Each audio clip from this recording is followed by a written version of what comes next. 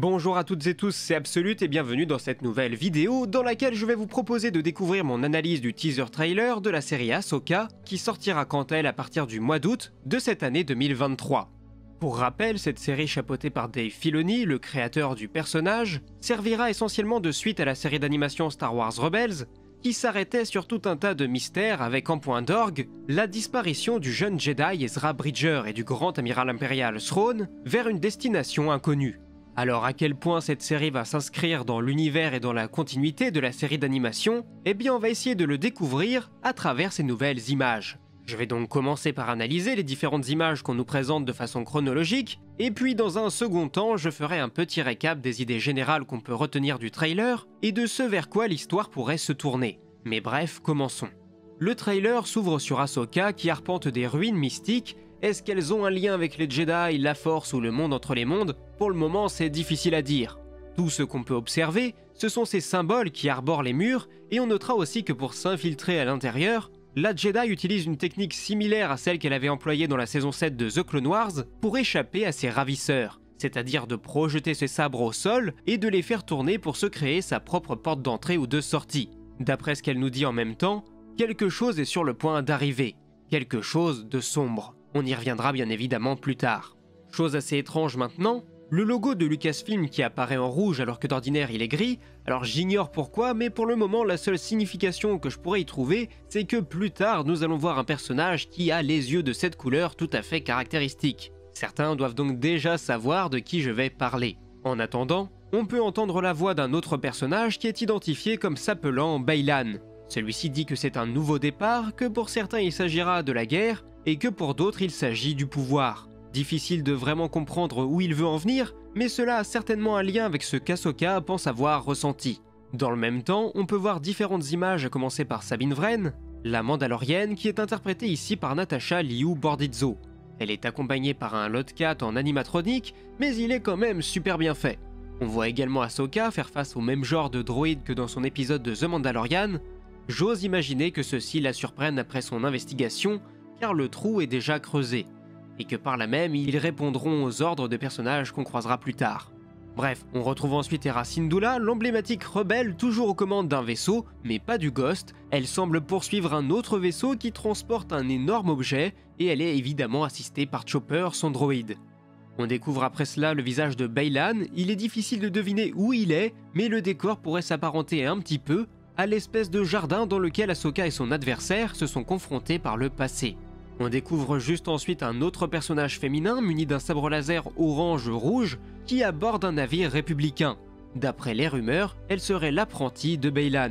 On enchaîne avec le remake de la scène de fin de Rebels, avec le T6 d'Ahsoka qui se pose sur Lothal pour venir chercher Sabine qui de son côté s'inquiète toujours pour le sort d'Ezra Bridger, son acolyte Jedi, tandis qu'Ahsoka vient la voir car j'imagine qu'elle a compris que sa quête et celle de Sabine se rejoignaient.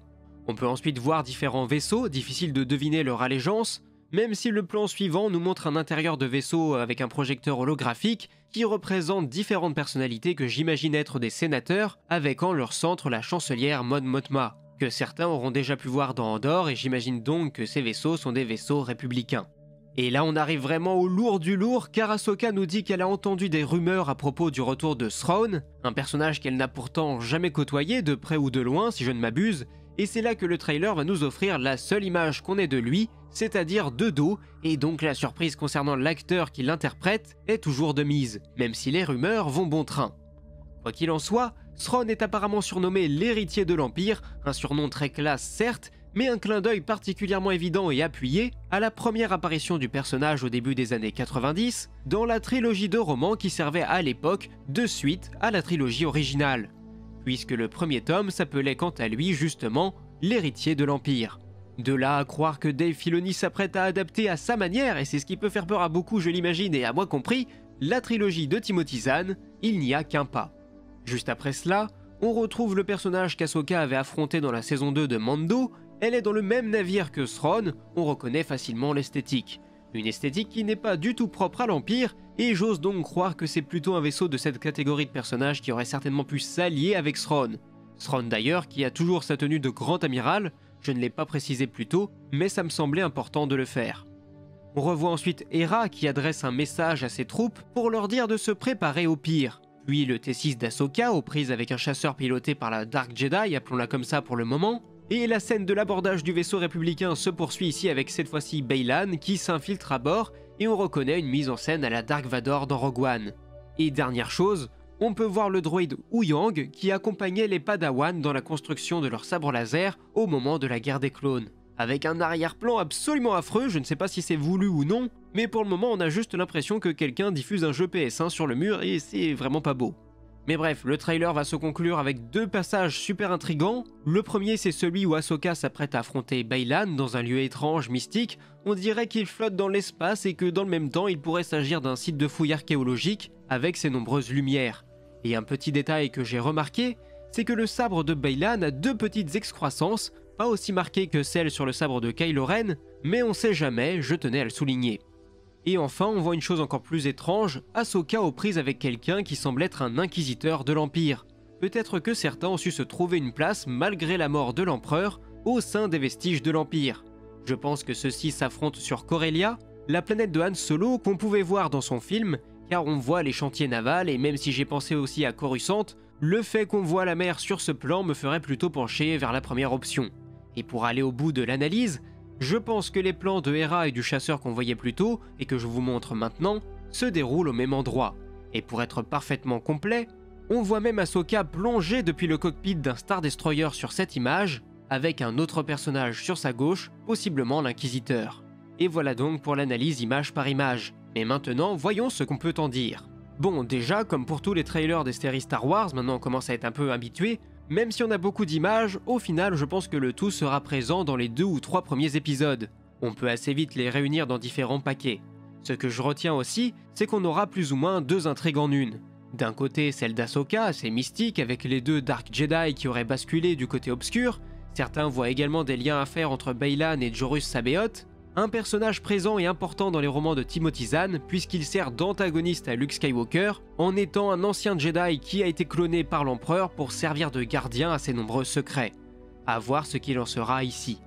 Et dans un deuxième temps, on a toute la partie Nouvelle République versus Empire avec le retour de Thrawn et de ses nouveaux alliés. Mais n'oublions pas non plus avec les nouvelles annonces qui nous sont parvenues que tout cela trouvera sa véritable conclusion dans le film qui sera réalisé par Dave Filoni dans un futur plus ou moins proche.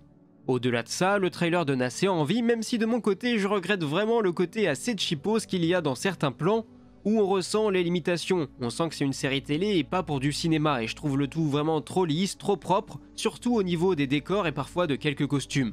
Après, peut-être que tous les effets spéciaux ne sont pas finis, mais il y a quelques petits points noirs qui viennent perturber mon plaisir. Mais quoi qu'il en soit, bordel, on va enfin voir Thrawn en live action, et ça, c'est déjà un truc de fou. Bref, nous on se retrouve très vite, probablement lundi pour un récap de toutes les annonces, car il y a de quoi faire. Mais je peux aussi essayer de vous sortir des petites vidéos récap plus rapidement sur ma chaîne secondaire, donc allez-y, on sait jamais. Bref, j'en ai assez dit, Star Wars me redonne enfin un peu d'espoir, et ça me rend heureux. Bref, en attendant, abonnez-vous à la chaîne si ce n'est pas déjà fait, et sur ce, moi il ne me reste plus qu'à vous dire à la prochaine, c'était Absolute, ciao.